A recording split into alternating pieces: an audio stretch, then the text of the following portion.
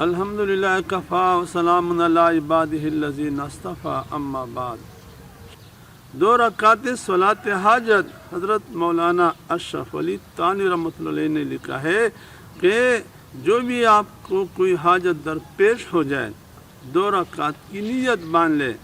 پہلی رکعت میں 10 مرتبہ قل یا ایھا الکافرون سورت 10 مرتبہ پڑھ لیں۔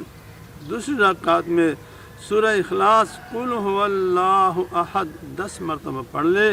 جب 2 رکعت نماز پوری ہو جائے سلام پھیرنے کے بعد پھر آپ سجدے میں جائیں اور سجدے میں جا کر 10 مرتبہ تیسرا کلمہ سبحان اللہ والحمد للہ ولا الہ الا اللہ واللہ اکبر، اور پھر 10 مرتبہ اللہم ربنا آتنا فی الدنیا حسنہ وفی الآخرت حسنہ وقنا عذاب النار۔ ان کلمات کو پڑھنے کے بعد سجدے سے سر اٹھا کر اپنی حاجت اپنے مولا کے سامنے پیش کرے۔ دیکھو پھر اللہ کیسے بارش برسا دیتے ہیں۔ اللہ ہمیں عمل کی توفیق عطا فرمائے، آمین ثم آمین۔